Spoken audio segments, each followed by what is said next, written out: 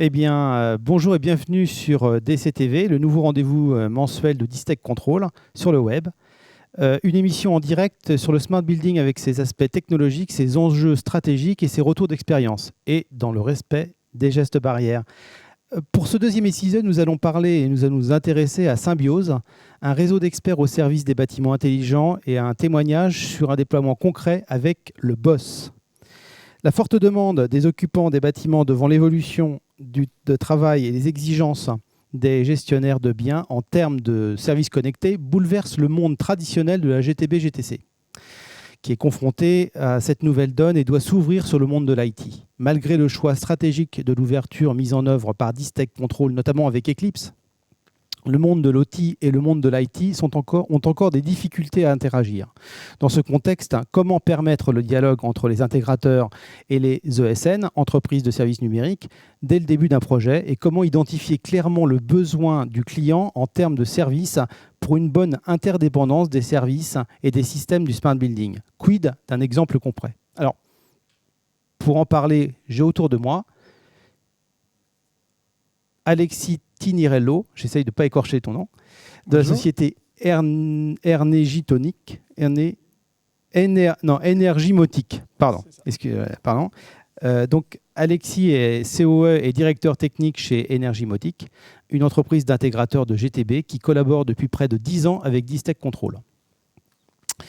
Ensuite, Jérémy Bellec. Donc, Jérémy est COE de Spinalcom, une société de l'IT qui propose des logiciels comme le BOSS, Building Operating System, Spinalcom ou SpinalTwin, système sur le jumeau numérique du bâtiment. Et enfin, il faut que je revienne sur ma fiche, Frédéric Guillonnet de Distech Control. Donc Frédéric est directeur de prescription et développement. Grand projet, c'est Distech Control. J'ai bon. Donc,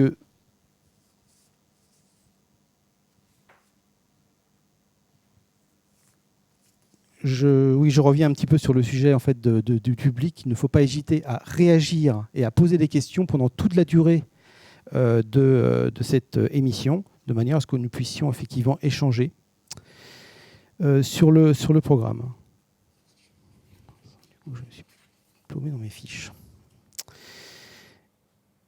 Donc, avec la stratégie d'ouverture et en particulier avec le monde de l'IT, Distech Control, au-delà de ces systèmes comme Eclipse, propose Symbiose. Pouvez-vous nous expliquer en quoi consiste ce programme innovant et quelle avancée significative elle apporte sur les projets de smart building? Alors. Oui, tout à fait. Symbiose, il est issu d'un constat. On a beau être expert de l'ouverture, nous Distech Control, ça fait 20 ans maintenant qu'on fait des systèmes ouverts, des systèmes plutôt orientés bâtimentaires. Aujourd'hui, on voit arriver la digitalisation des bâtiments et ça fait maintenant 5 ans qu'on déploie des bâtiments à vocation digitale. Pour autant, on fait un constat, c'est que la digitalisation, ça n'est pas que des problématiques de GTB. Ça fait intervenir, effectivement, nous, on vient du monde de l'OT, donc des outils systèmes technologiques du bâtiment, et c'est associé à des systèmes IT, donc avec des représentants ici présents, qui sont plus sur une convergence avec le monde de l'informatique, globalement. Et nous, Distech Control, on a une particularité, c'est qu'on ne travaille qu'en réseau indirect. C'est-à-dire que notre seule expertise, notre seul métier, c'est de fabriquer des petites boîtes bleues, comme j'aime les appeler, qui se veulent être le plus ouvertes possible. Donc depuis l'origine de la création de Distech, on a créé des systèmes qui répondaient à des contraintes protocolaires bâtimentaires et d'ouverture traditionnelle. Le fait d'arriver vers la digitalisation, on a intégré, comme ça a dû être expliqué dans les sessions précédentes, des API et divers systèmes d'ouverture. Mais pour autant, ça nécessite des expertises particulières. Donc nous, Distech Control, comme je vous l'ai dit, on n'est que fabricant de boîtiers, le plus ouvert possible. On travaille avec un réseau d'experts historiquement d'intégrateurs, comme Alexis ici présent. Et dans le monde de la digitalisation des bâtiments, on s'associe, on se rapproche des gens plus orientés IT, qui ne comprennent pas forcément nos contraintes ou les contraintes d'Alexis en termes de déploiement service bâtimentaire, on va dire applicatif, climatique, traditionnel, mais par contre qui amènent une réelle valeur ajoutée. Et pour autant, tout autant experts qu'ils sont, finalement, ces gens-là, s'ils ne se parlent pas, parce qu'ils interviennent sur des phasages différents, en fait, ils ne se comprennent pas et à la fin, finalement, on peut amener à des échecs. On a vécu, nous, il y a maintenant quelques années, sur les premières opérations, des systèmes qui étaient ouverts, les demandés comme ouverts. Donc la maîtrise d'œuvre a promotionné les systèmes d'E-Stack Control justement pour leur ouverture. On avait missionné un intégrateur historique de nos systèmes qui a toutes les compétences pour déployer les systèmes d'E-Stack Control. Et il l'a fait très bien comme il le faisait depuis des dizaines d'années. Est arrivé ensuite un preneur sur ce bâtiment-là, donc la phase conception avait été terminée. Est arrivé un preneur avec des desiderata applicatifs notamment, qui a fait appel lui aussi, ce preneur, à des experts de l'IT, du développement de l'application, et simplement parce que cette personne, ces gens de la partie applicative et les gens de la partie intégration ne se sont pas parlé, il y a eu un petit loupé entre les deux. Alors, ce n'était pas très grave, ça a juste induit qu'il fallait refaire le code, réadapter le code pour que finalement, techniquement, ça matche l'un parfaitement avec l'autre. Donc, fort de cette expérience, ce qu'on a mis en place, c'est justement cette nécessité déjà de capter les attentes auprès des maîtrises d'ouvrage, donc se rapprocher des maîtrises d'ouvrage, de les sensibiliser à cette obligation de définir clairement leurs besoins, déjà dans leur intérêt à eux, parce que plus vite ils définissent leurs besoins, plus vite ils définissent les acteurs, plus vite il est simple pour nous d'identifier quels sont les différents acteurs à mettre en relation. Et la vocation de Symbiose n'est ni plus ni moins que mettre en relation ces différents acteurs du développement de nos systèmes au travers des systèmes OT et les prestataires attendus en applicatif, en serviciel sur cette partie IT, que les gens se parlent et en fait de fluidifier les échanges, de créer un procédé finalement de réunion de synthèse entre experts, agnostiques, chacun dans son domaine. Créer des ponts. Créer des ponts, en quelque sorte, c'est ça. Et donc on a besoin, il y a une nécessité dans le bâtiment, effectivement, de créer cette symbiose. Et donc on amène au travers de formations les compétences manquantes au système IT, alors non pas pour comprendre le métier d'Alexis et pas plus pour Alexis de comprendre le métier de Jérémy, mais c'est simplement qu'ils comprennent et qu'ils se parlent, qu'ils échangent pour savoir ce qu'il y a lieu de faire pour qu'à la fin ça fonctionne, ni plus ni moins. Alors là je m'adresse en fait à un intégrateur. Oui, c'est vrai qu'on a senti il y a 3-4 ans, quand ces genres de projets ont commencé à émerger, un vrai besoin de se parler en amont. Frédéric le disait à l'instant, le problème c'est que cette discussion-là à la fin, ça pose problème. Donc le projet Symbiose, c'est avant tout ça, c'est la possibilité de discuter, d'être en amont sur les projets, de parler techno, de parler de tous les concepts finalement qui vont être induits ensuite sur les phases de déploiement et de réception. Et c'est ce qu'on trouve au travers du réseau Symbiose. C'est confirmé par l'IT ? Alors c'est confirmé, et même sur un exemple très concret. Là, on est en train de développer un bâtiment à Issy-les-Moulineaux sur lequel il y a du D-Stack Control. On a Énergimotique comme intégrateur. Donc Alexis, et nous, on vient déployer notre boss. Nous, en tant qu'éditeur de logiciels du boss et intégrateur de ce boss, on se doit de discuter avec les gens qui font... On se doit de faire communiquer des technologies différentes, du BIM, de la GTB, de la GMAO, etc. Et on voit bien que ce qui manque, c'est pas forcément technologique, parfois, en tout cas là c'est pas technologique, c'est d'arriver à faire comprendre quels sont les nouveaux besoins qu'on apporte. Nous on a besoin d'exploiter des données qui n'étaient pas forcément exploitées de cette manière-là hier. Donc moi je vais voir Alexis, je lui dis j'aimerais bien que tu me fournisses pas uniquement la GTB clé en main, mais j'aimerais bien que tu me fournisses la manière dont tu l'as fait. Tu utilises, alors on va parler dans du jargon, mais des fichiers GFX, des paramétrages, des choses comme ça. En gros tout ça c'est de la qualité de la donnée. Et moi, j'ai besoin d'avoir ça, donc j'ai besoin d'input de sa part, j'ai besoin de comprendre comment il fait son métier, et j'ai besoin de lui fournir aussi, je lui fournis des specs par l'intermédiaire des gens avec qui on travaille, mais il a besoin de comprendre ces specs. Pourquoi je lui demande ça ? Parce que sinon ça n'a pas de sens. Et au fait, par l'intermédiaire de Symbiose, on se comprend et on en discute de manière aussi informelle, en prenant plus de temps et peut-être en bypassant parfois ce qui peut être un petit peu trop rigoureux dans la gestion d'un projet sur la gestion des différentes couches. Et là, on arrive à discuter de manière beaucoup plus informelle et à se comprendre. Donc c'est un gain de temps. Enfin, il y a un gain d'efficacité, une efficience.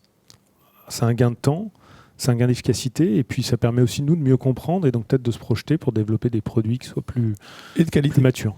Et de qualité. Et de qualité, beaucoup. Donc avec Symbiose, D-Stack Control favorise les échanges avec les développeurs IT et les intégrateurs comme Énergimotique, intégrateurs de GTB GTC comment l'arrivée des services et de l'IT a modifié la manière de travailler en particulier avec l'ESN et comment l'ouverture full IP d'Eclipse permet une liberté vis-à-vis de l'IoT quid d'un exemple concret? Alors là, je m'adresse à l'intégrateur Oui, en effet. priorité. Écoutez, ça fait plus de 10 ans maintenant que je me suis lancé dans ce métier avec toujours en trame de fond une envie d'innovation, mais surtout d'interopérabilité et d'ouverture. C'est vrai que c'est pour ça que j'ai fait le choix d'Istech Control et Niagara. C'est la garantie d'une interopérabilité et d'ouverture sur les produits. Ça fait un bout de temps, nous, maintenant, qu'on dit, qu'on répète que notre métier va changer, qu'on veut en être, qu'on veut être de cette nouvelle trempe d'intégrateurs, que le monde finalement de la GTB va être en synergie avec la partie informatique. Donc ça fait un bout de temps qu'on réfléchit à tout ça et on a trouvé finalement, alors dans les technos Niagara et Distech, cette ouverture, et en plus finalement dans ce projet Symbiose, la possibilité de venir s'ancrer, d'apprendre aussi. C'est beaucoup d'apprentissage. C'est vrai que nous, c'est un métier qu'on découvre, même si on expérimente de notre côté, on a fait nos petites expériences de notre côté. On apprend énormément des échanges qu'on peut avoir au travers de Symbiose. Ça nous permet d'appréhender ce virage qui va arriver à quasi 90 degrés. En tout cas, c'est ce que nous, on ressent de notre côté chez Énergimotique. Et voilà, c'est ça le gros atout, on va dire, de la démarche. Moi, je compléterais. Vous voulez compléter? Oui, juste compléter, effectivement. Bon, après, tout ça, ça ne fonctionne que si, effectivement, la maîtrise d'ouvrage s'exprime le plus tôt possible et le plus clairement possible. Donc, notre démarche aussi, ma démarche au niveau de Symbiose, c'est effectivement d'identifier, mettre en relation ce réseau d'experts. Chacun dans son domaine, il n'y a pas de souci. Mais c'est aussi sensibiliser les maîtrises d'ouvrage sur l'expression de leurs besoins. L'idée, pour eux, c'est que plus tôt ils auront défini leurs besoins, comme j'ai commencé à le dire tout à l'heure, moins il y aura d'incidence, notamment sur les coûts OPEX après derrière. L'idée, c'est qu'un intégrateur, Alexis, et toutes les compétences qu'il a, s'il sait clairement qu'il a des services à mettre à disposition sous tel format, sous les échanges qu'il a eus avec l'ESN, finalement, ça ne lui coûte pas plus de temps de développer tout de suite au bon format. Par contre, ça pourrait coûter beaucoup plus cher à la maîtrise d'ouvrage si les besoins non exprimés sont reformulés après et qui nécessitent une réintervention derrière. Donc c'est un peu dans ce sens-là aussi où il y a nécessité de travailler ensemble. Puis vous avez parlé d'IoT aussi. Comment on s'ancre dans l'IoT. Et là, il y a quand même une chose, quand on parle d'IoT, on parle à des gens qui font du digital, qui ont l'habitude d'utiliser des standards du digital. On parle de réseau IP, on parle de connexion TCP/IP, on parle d'API ouvertes, documentées dans des standards qui fait que n'importe quel développeur qui sort de n'importe quelle école d'informatique sera capable de comprendre parce qu'il utilisera des choses complètement standards. Quand un développeur informatique arrive dans le monde du bâtiment, il parle de BACnet, de LON, il ne comprend rien. Il ne comprend pas, c'est un langage qu'il ne comprend pas. On parle d'automatisation industrielle, on ne parle pas d'IT, on ne parle pas de digital. Et là, au fait, la convergence de la GTB vers le digital, c'est ce qu'a fait Distech justement, c'est le fait de dire, tiens, mon automate de régulation, mon contrôleur, il va parler dans des standards de l'IT, il va être connecté en IP, et il va parler avec des API. Chez moi, j'ai des développeurs, concrètement, ça ne leur fait pas peur, ils connaissent les termes, ils vont voir la documentation, ça leur parle, ils testent, il n'y a pas de barrière à l'entrée. Et donc, en quelques jours, ils arrivent à dialoguer avec un automate de régulation industrielle qui est globalement un outil avec lequel personne n'arrivait à dialoguer, sauf à être un expert du métier. En tout cas, les gens de l'IT n'arrivaient pas à dialoguer. C'est assez complexe. Le monde digital est complexe, mais le monde du bâtiment aussi est très complexe. Et rapprocher les deux, c'est quand même pas évident. Et finalement, là, il y a un énorme gap qui est passé. Et on parle vraiment d'IoT, finalement, pour mes développeurs, pour moi. Un contrôleur Distech, c'est un objet IoT, comme tous les autres. Un peu plus complet, parce que vous n'êtes pas là depuis 2 ans, vous êtes là depuis plus longtemps, etc. Donc il a plus de fonctionnalités. Mais le dialogue avec cet objet, la manière d'appréhender cet objet, la manière de comprendre comment je vais dialoguer, je suis dans des standards, je ne perds pas mes repères en tant que développeur, en tant que IT, tout en conservant la capacité de régulation, la capacité d'automatisation, la capacité de gestion du bâtiment, comme il avait avant. Donc là, on arrive vraiment à faire le pont entre ces deux mondes. Et finalement, pour moi, c'est un objet IoT comme les autres, quoi. D'accord. Ce qui simplifie beaucoup les choses, qui accélère peut-être les processus. Oui, ça accélère les processus. Oui, ça c'est clair que L'avantage chez nous, c'est que c'est connecté directement. En fait, c'est la différence entre une solution connectée ou une solution connectable. Souvent, la variante, c'est les coûts a posteriori, notamment en OPEX derrière. Donc, il est vrai que quand Alexis déploie un point dans nos systèmes, ils répondent à 2 standards. Le standard bâtimentaire au travers d'un protocole type BACnet Ethernet sur IP. Et effectivement, les API, les SDK qu'on met à disposition au travers de la connectivité BLE et compagnie induisent forcément des degrés d'ouverture. Mais d'où aussi, effectivement, le fait que tout soit connectable nativement et que l'idée, c'est de gagner du temps et donc de l'argent, c'est que les besoins soient clairement exprimés le plus tôt possible. C'est hyper important.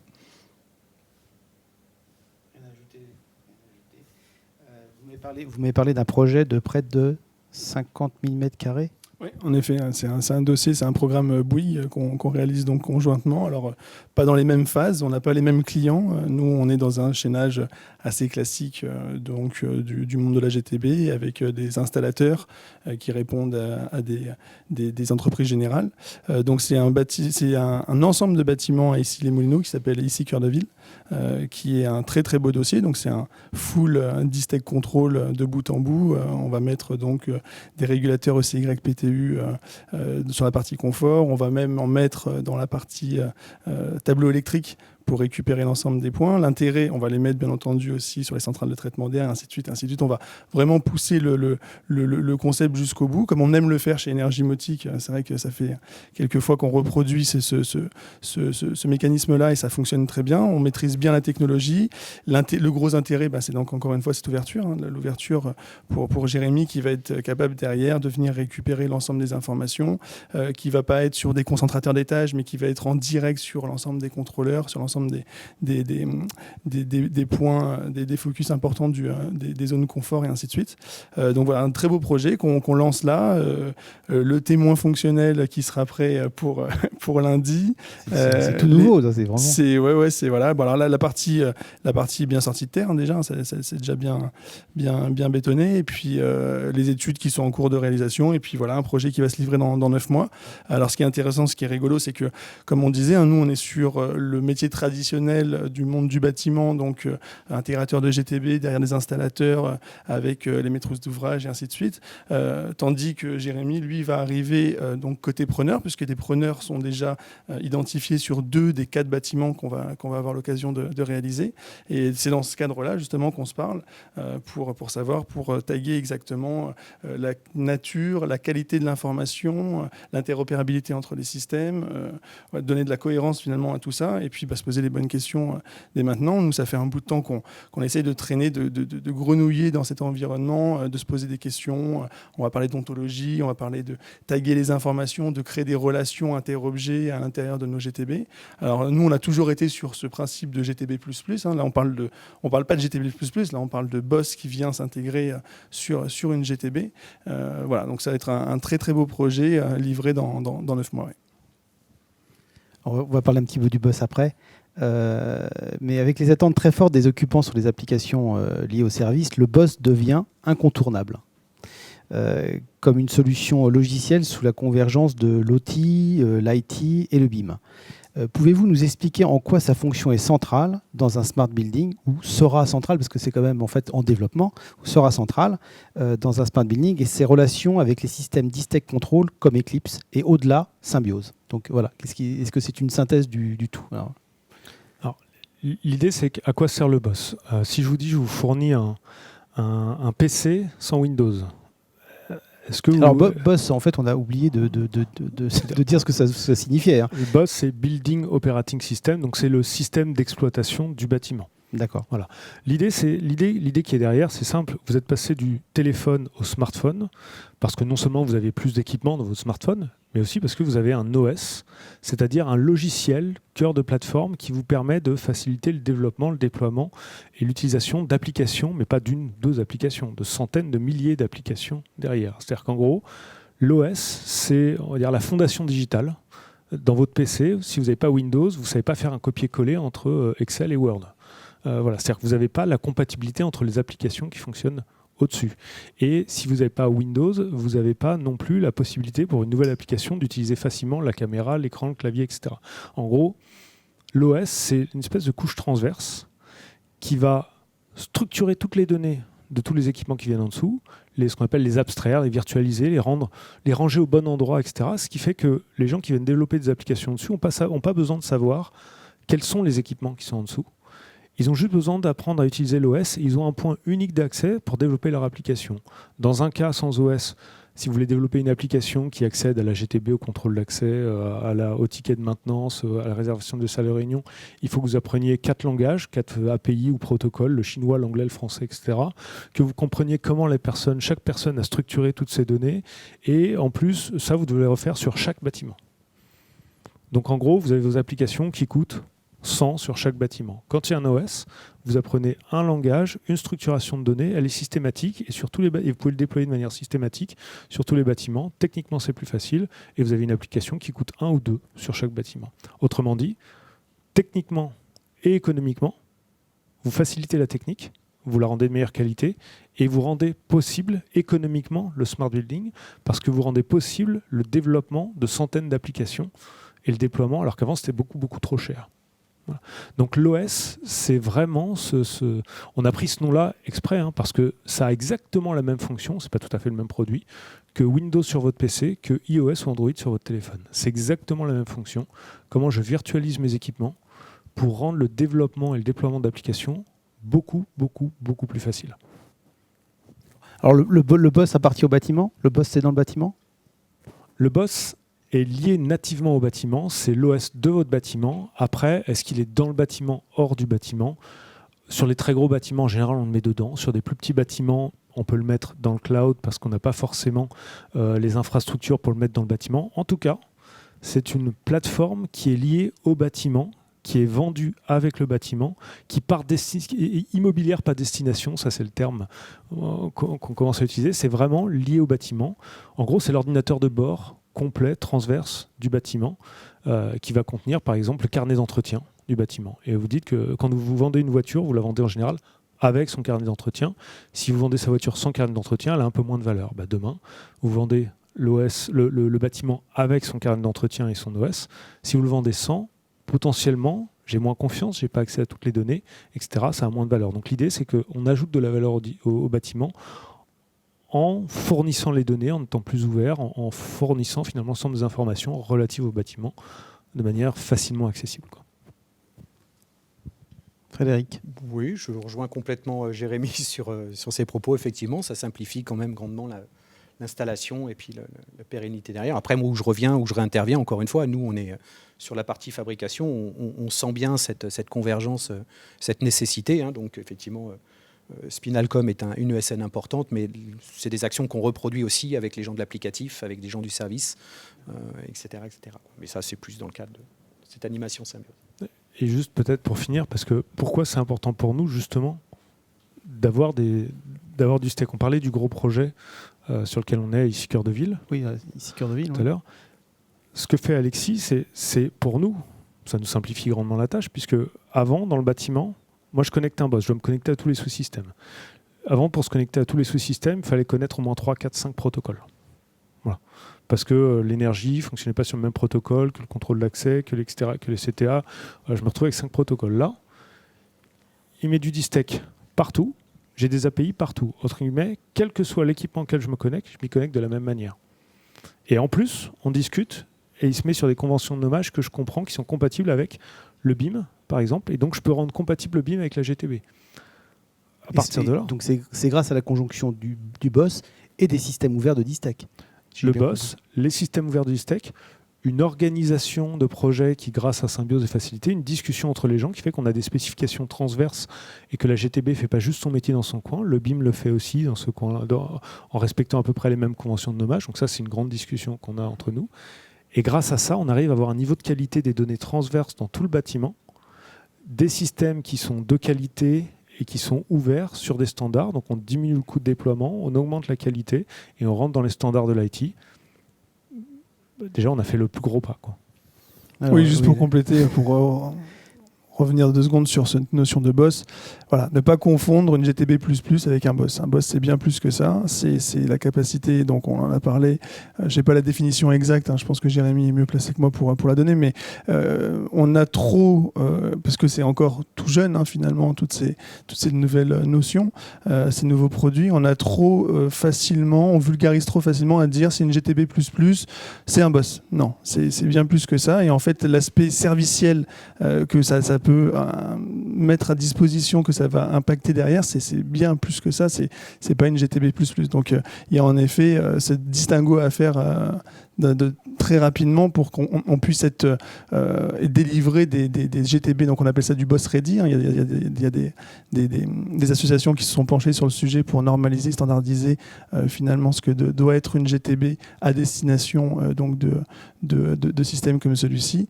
Donc voilà, en tout cas, nous, c'est dans ce sens-là qu'on œuvre tous les jours pour être boss ready sur l'ensemble des installations qu'on peut déployer. Donc c'est l'évolution, en fait, c'est l'évolution générale, c'est-à-dire des systèmes ouverts de GTB qui sont couplés avec des systèmes OS pour l'IT. En effet. Si on résume un petit peu. Tout attiré par le besoin de rajouter de plus en plus de services, ça va vers l'occupant, ça va vers le facility manager, et ainsi de suite, et ainsi de suite. Il y a plein de révolutions dans le bâtiment. L'ouverture complète de la GTB est une révolution. Pas tout le monde ne le fait aussi. Tout le monde ne le fait pas encore. Le BIM est une autre révolution.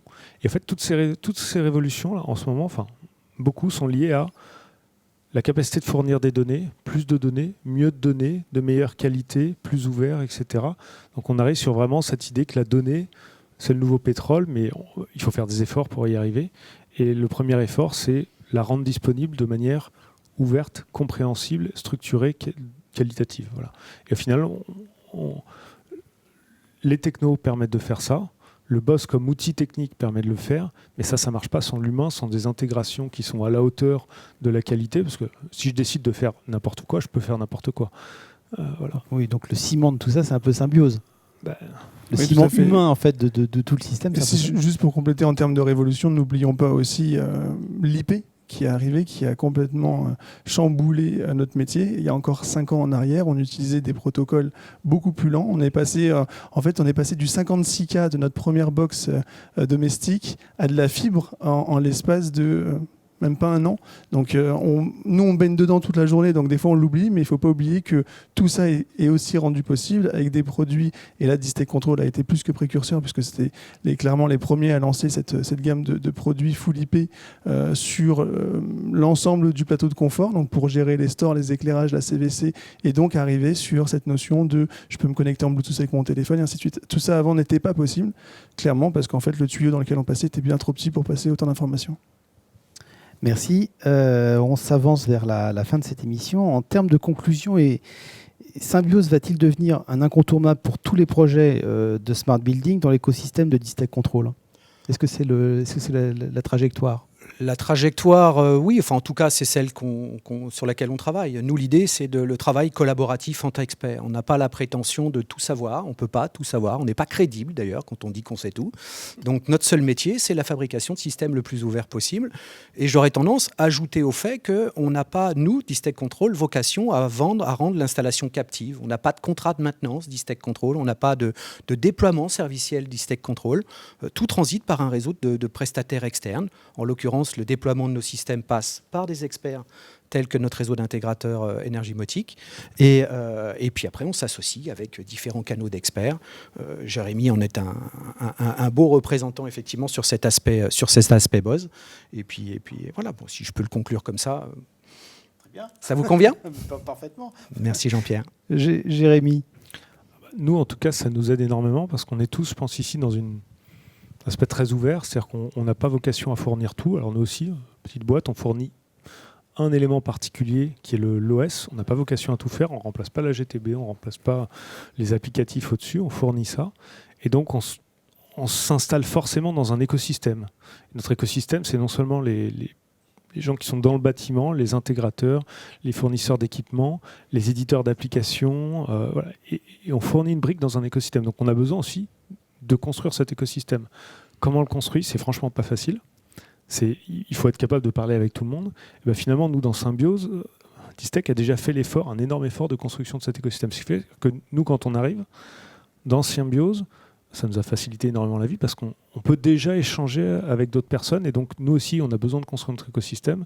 Et ben, on peut bénéficier d'une entreprise qui est plus grande que nous et qui a déjà travaillé là-dessus et qui a la même logique d'ouverture et d'écosystème et pas simplement de je fais tout seul. Et donc en général, on travaille mieux avec des gens qui ont une logique ou un objectif entrepreneurial qui est vraiment similaire au nôtre. Et donc ça facilite énormément les choses. Alexis ? Pour conclure, nous on est très contents parce qu'il y a 10 ans de ça, on imaginait sur des coins de table des business plans en se disant qu'un jour peut-être il y aurait des produits, il y aurait une évolution au monde de l'automatisme et de la supervision. Et je pense que clairement, pour reprendre une image du bâtiment, Symbiose est le ciment de cette jonction entre ces deux métiers. Et je pense que c'est une très bonne chose qu'on puisse avancer de l'avant tous ensemble.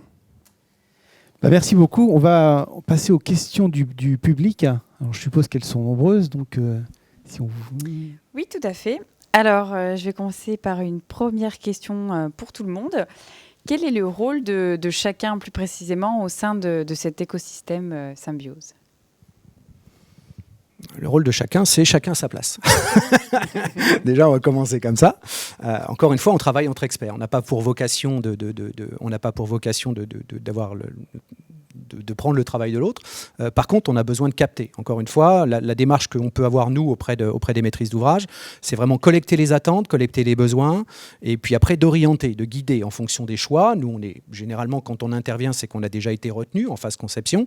Donc, à la rigueur, une fois qu'on a eu cet accord de principe et qu'on a éventuellement l'intégrateur qui est nommé derrière, il reste encore tout à bâtir. Encore une fois, l'idée, c'est qu'avant qu'un intégrateur, aussi compétent soit-il, commence à déployer, il se pose les bonnes questions. Et donc, à partir de là, il nous faut identifier l'ensemble des prestataires, l'ensemble des acteurs. Ça passe nécessairement par un jeu de questions-réponses avec la maîtrise d'ouvrage, de façon à collecter ces attentes, à collecter les besoins et à réaiguiller simplement et à créer cette dynamique, créer cette inertie derrière. Donc, chacun à sa place, chacun entre experts, voilà. Mais pour un rendu final réussi, garanti.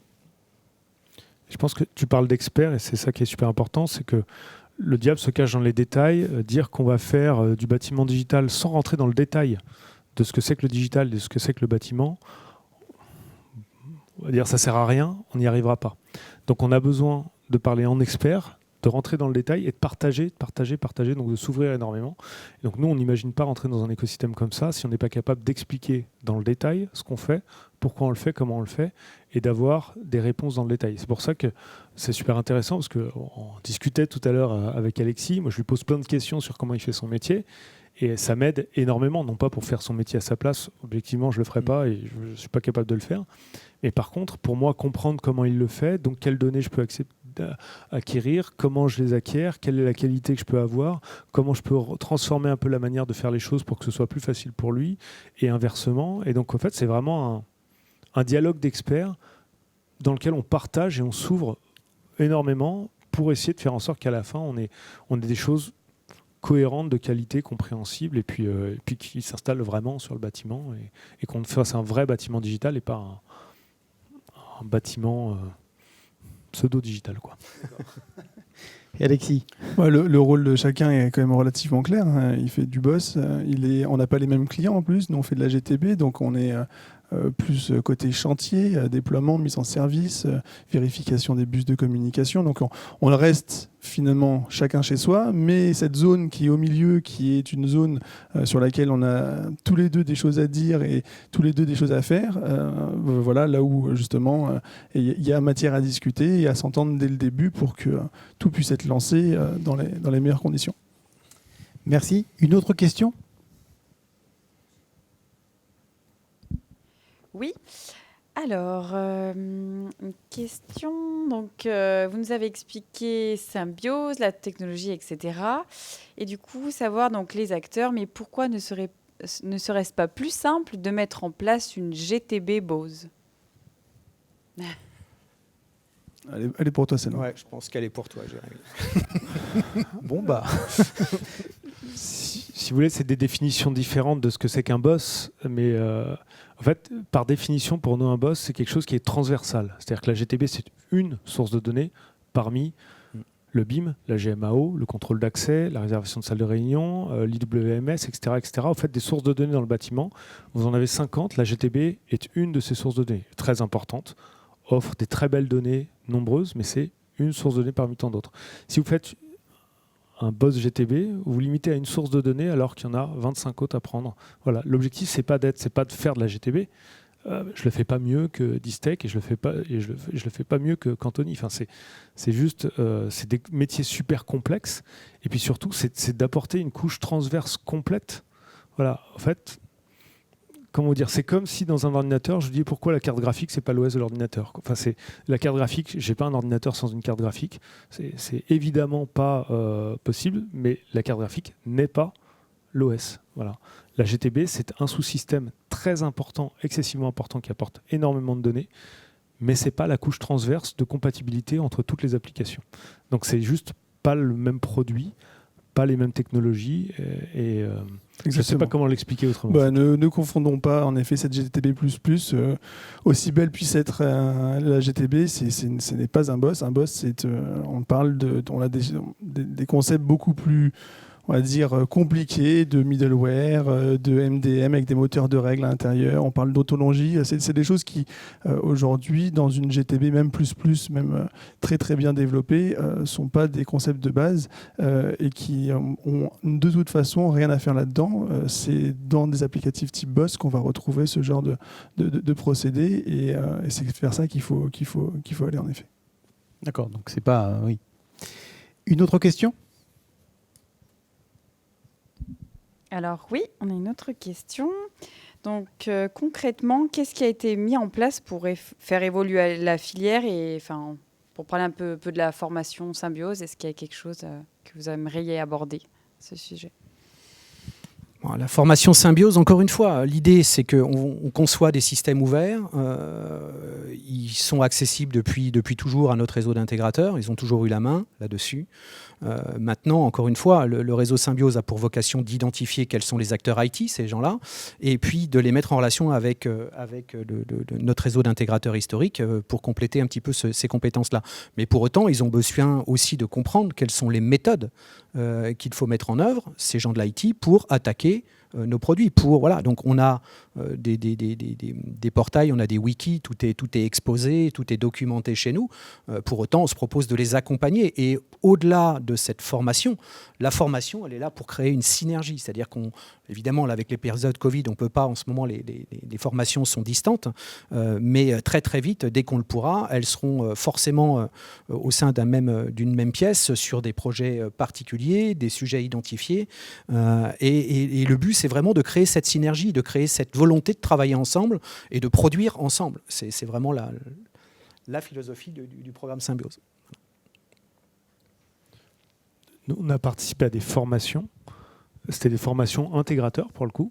Pas pour être intégrateur, pour comprendre quel était leur métier. Et donc, on demande... pour le coup, ce qui se passe, c'est que nous, dès qu'on a un problème, on appelle Distech, on a toujours de l'aide, de l'accompagnement, de la compréhension, de l'explication de comment ça marche, pourquoi ça marche comme ça. Et nous, avec ça, on fait mieux notre métier, en fait. Non, j'ai pas grand-chose à ajouter. Nous, on suit en effet le parti programme de formation classique intégrateur. Moi, j'ai envie de dire que là où on va acquérir de la nouvelle expérience, de la nouvelle compréhension, c'est sur les échanges justement au travers Symbiose, sur les réalités de Spinalcom, de Jérémy, sur comment déployer tout ça et comment ça doit fonctionner à terme, et quels sont aussi les besoins, quels sont les cas d'usage, et comment finalement tous ces services vont s'emboîter les uns dans les autres. Mais nous, au niveau de la formation classique, on suit les formations classiques de développement de GFX, et en fait, c'est avec tout ça que les choses se mettent en place. Bien. Peut-être une dernière question ? Oui, en fait, ça a déclenché plusieurs questions. Très bien, bravo. Les réponses, donc je vais un peu vous les poser. Donc déjà, c'était comment intégrer la formation Symbiose. Quels étaient aussi les avantages d'être certifié Symbiose. Alors, comment faire pour rejoindre Symbiose ? Alors, Symbiose, ça passe par un réseau d'intégrateurs, donc il est certain qu'il faut des prérequis. En fait, on demande des prérequis techniques derrière. Donc déjà, ce qui est un réseau Ethernet, qu'un intégrateur, au-delà de comprendre comment sont conçus les systèmes Distech, au-delà de l'expertise d'avoir déployé depuis de nombreuses années des systèmes Distech en multimétier, il y a assurément des compétences complémentaires à avoir pour avoir l'ambition d'attaquer ce marché-là. Mais on est tout aussi exigeant côté IT. Ils peuvent avoir de bonnes compétences et on ne doute pas sur leurs compétences IT. Par contre, on leur demande effectivement juste de connaître les bases sans devenir des experts du BACnet, de comprendre les règles de base. Donc on met à disposition des tutoriels, on met à disposition un forum qui est librement accessible, un forum d'échange d'ailleurs, et on crée en fait avant d'accéder à ces formations, on demande des prérequis qualificatifs, des projets évidemment en commun idéalement. Idéalement, on essaye d'identifier et de réunir ces gens-là autour de programmes de formation, enfin autour d'une session de formation, de structurer cette formation au travers d'un même projet, et donc de mettre dans cette même formation, évidemment, l'intégrateur pressenti avec le ou les acteurs ESN pressentis, tout en s'assurant quand même que cette formation soit efficiente, c'est-à-dire qu'on n'est pas là pour leur réexpliquer aux gens de l'IT les rudiments des systèmes d'Istech Control. Prérequis, mise à niveau, et après... Oui, et après, effectivement, on complète derrière. Mais encore une fois, souvent c'est la vocation, encore une fois, c'est de créer cette synergie, de créer ce lien, de créer ce besoin de se parler, ce besoin de s'exprimer. C'est vraiment là-dessus que ressort un peu la formation de manière majoritaire. Et puis voilà, globalement, c'est de ça dont on parle. Alors, une toute dernière question. Allez, une dernière question pour clôturer. En fait, il voulait connaître, pouvez-vous nous donner d'autres exemples de partenaires Symbiose ? Oui, des partenaires, on en a de tous les niveaux. D'ailleurs, nous, on qualifie d'ESN, c'est un terme un petit peu littéral derrière. Donc, effectivement, le sens littéral, c'est entreprise de services numériques qui reprend les activités des SS2I. Nous, finalement, on qualifie d'ESN tous les prestataires IT qui interviennent dans ce monde de la digitalisation du bâtiment en dehors du scope historique de la GTB, si je peux me permettre. Donc, en fait, dans les ESN derrière, on retrouve tous des structures qui développent de l'application, des gens qui développent du service, des gens qui fabriquent de l'IoT, etc. On peut en nommer, on travaille avec des partenaires qui font de la dalle communiquant au web service que l'on positionne à l'entrée des salles de réunion. On travaille avec des partenaires acteurs du comptage de personnes. On travaille avec des acteurs de la comment on appelle ça, du beaconing, de la géoloc indoor, de l'asset tracking, etc. Des gens plus de l'applicatif, donc que ce soit en cloud ou en on-premise, etc. Donc on a la liste est non exhaustive. On se doit par contre de s'assurer que les gens qui intègrent ce programme Symbiose soient dans la même éthique que nous, c'est-à-dire la démarche d'ouverture, de construction et pas destructive derrière. C'est vraiment quelque chose qui nous différencie, peut-être probablement. Et ça, je veux peut-être rebondir là-dessus parce que c'est ça, je pense que c'est l'un des sujets principaux, on a déjà discuté assez souvent, c'est est-ce qu'on construit un groupe de personnes qui se regardent en chien de faïence sans jamais se parler en disant juste qu'on est là, ou est-ce qu'on constitue un groupe dans lequel on est capable de partager de manière complètement ouverte, dans lequel on répond aux questions et on essaie vraiment de partager le maximum possible pour faire monter tout le monde en compétences. Et pour le coup, c'est ça qu'on trouve. Et je pense qu'il y a les compétences, mais il y a surtout la volonté de s'ouvrir et de partager, y compris sur des choses très techniques, très profondes, qui peuvent sembler être cœur de métier. Et voilà. Et c'est ça qui nous fera grandir ensemble. Et pour le coup, nous, c'est ça qu'on trouve plus dans Symbiose et qui a vraiment du sens. Tout à l'heure, il y avait une question sur ce serait pas plus simple de faire... Tout serait plus simple si le bâtiment n'était pas complexe. Le bâtiment, c'est excessivement complexe. Alors, tous les systèmes sont complexes. Tout ce qu'on déploie sur complexe. Si on n'arrive pas à comprendre cette complexité, on ne pourra pas simplifier, nous, pour nos clients. On essaie de comprendre ensemble, quoi. Eh bien, je vous remercie beaucoup pour vos interventions et je vous donne rendez-vous pour une prochaine émission de DCTV sur d'autres sujets tout aussi passionnants. Merci à tous. Merci. Merci. Merci.